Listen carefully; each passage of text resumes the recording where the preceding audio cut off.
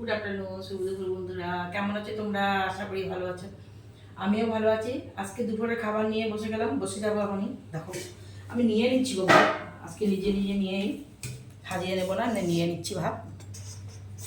একটা বেশিক্ষণ হয়নি নামিয়েছি, একটু ভাত নিলাম।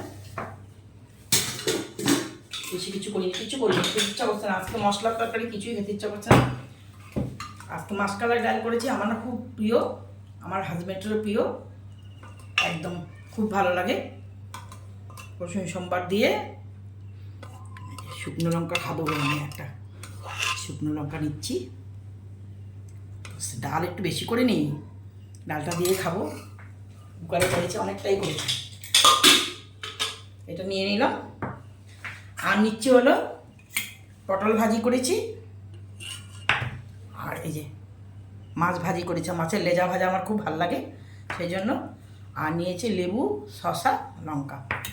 আর তারপরে আমার এটাই খাবো। বসে বসে যাচ্ছি গো বন্ধুরা, খেয়ে নিচ্ছি। তোমরাও খেয়ে নাও, আবার পরে ভিডিওতে দেখা হবে। Bye bye.